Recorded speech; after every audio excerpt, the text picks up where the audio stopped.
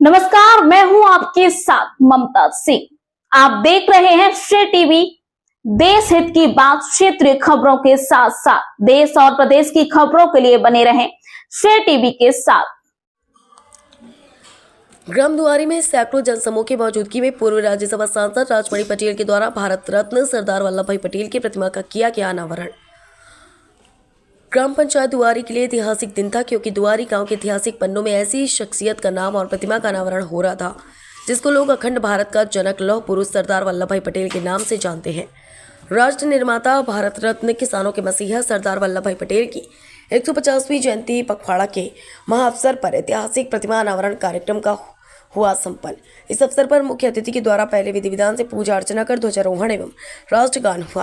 प्रतिमा अनावरण कार्यक्रम के मुख्य अतिथि पूर्व राज्यसभा सांसद, पूर्व मंत्री राजमणि पटेल थे। अध्यक्षता डॉक्टर B.K.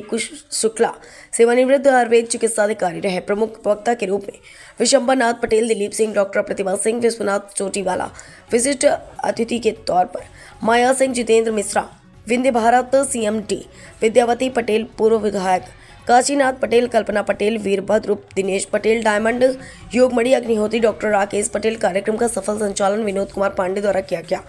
कार्यक्रम का संयोजन रूबी पटेल, जनपद सदस्य रायपुर ब्रजभान पटेल, सरपंच दुआरी रामायण प्रसाद अग्निहोत्री, उप सरपंच दुआरी। आए हुए अतिथियों में ओम प्रकाश अग्निहोत्री, रहीस अग्निहोत्री, राजीव अग्निहोत्री, रामरूप पटेल, नीलेश पटेल, पिंटू पटेल, हरीशचंद्र पांडे, चंद्रप्रकाश पाठक, वरुण अग्निहोत्री, धीरू, संतोष पटेल, ओम प्रकाश अग्निहोत्री, शिवराज पटेल, संतलाल रजक, सत्यनारायण पटेल, विवेक पटेल, राजेश पटेल, राजनाथ पटेल, राम प्रसाद दुबे, कुमार बहादुर सिंह, वीरेश पांडे आदि समस्त लोग मौजूद रहे। श्रेय टीवी से रीवा जिला रिपोर्टर शुभम उपाध्याय की खास रिपोर्ट। इन्होंने हर तरह के प्रलोभनों में, हर तरह की मुसीबतों में इन्होंने प्रलोभन को नहीं माना, कठिनाइयों को नहीं माना।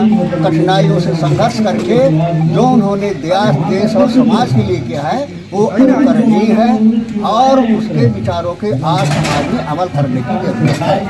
सरदार पटेल वो ताकत है जो बड़ी बड़ी रियासतों को बड़े शांतिपूर्ण तरीके से अपने हौसले, अपने जो उनका माने विचार था, इच्छा शक्ति थी, उसके आधार पर उनको माने विलय कराया। ये सरदार पटेल का कमाल था। तो उस विचारधारा को मजबूत करने की जरूरत है।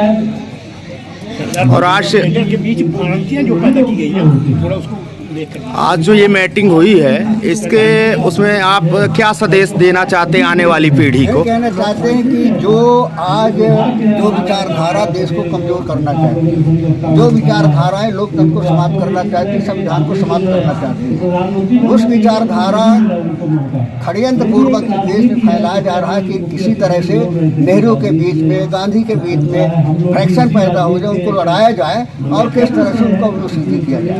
लेकिन उसमें गांधी, नेहरू और पटेल के बीच में कोई भेदभाव नहीं था।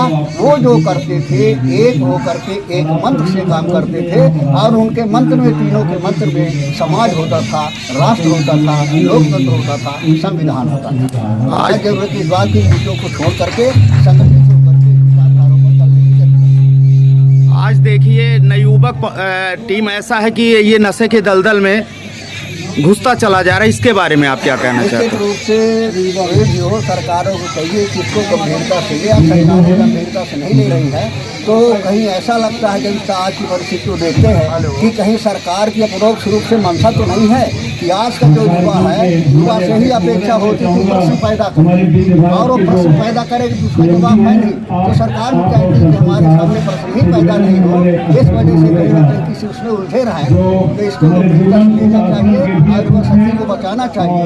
आज भले उनसे प्रश्न न करें, लेकिन अगर आज प्रश्न करने लायक नहीं होंगे तो हमारा लोकतंत्र खत्म हो जाएगा। यह संगठन अभी संचार में सबसे अग्रणी भूमिका निभा रहा है, इसके बारे में भी पत्रकार गण को ये हम लोग एक संगठन बनाए हुए हैं। निश्चित रूप से मैं बधाई देना चाहता हूँ, इसलिए कि पत्रकार जो है समाज में है और एक ऐसा औजार है जिस औजार से बड़े बड़े माने कठिन चीजें भी काटी जा सकती हैं।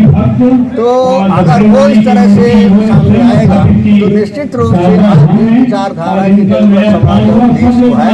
देश विचारधारा के लिए हमारे पूर्वजों ने क्या बलिदान किया था, वो विचारधारा मजबूत होगी और हमारा समाज और लोकतंत्र और हमारा देश आगे बढ़ेगा। तो उसमें जो ये कार्य इस तरह से सोशल मीडिया के माध्यम से उस भावना को जगाने का काम बहुत ही प्रशंसनीय है। हम चाहते हैं कि इसका विस्तार होना चाहिए और हर तरह के जो दूसरे वर्ग के लोग हैं उससे भी प्रेरणा लेनी चाहिए और इस समय काम करना चाहिए। बहुत बहुत धन्यवाद। ही कोई लुटेरा भी है, इसमें ही कोई लुटेरा भी है। सरदार पटेल चाहते थे कि उस लुटेरे को पहचान लो, कोई कार्रवाई करने की जरूरत नहीं है, उस लुटेरे को पहचान लो। अगर आपने पहचान लिया तो आपका काम आसान हो जाएगा। उस लुटेरे को पहचानने की जरूरत है। आज सरदार पटेल के बारे में जितना कहा जाए दिन भर 2-3 साल भर चर्चा करें बहुत कम है। सरदार पटेल वो शख्सियत थे और क्या बताए, कहना तो बहुत था लेकिन समय भी नहीं है। इसलिए मैं केवल इतना कहना चाहते हैं कि सरदार पटेल की जो क्रांति थी, ये क्रांति और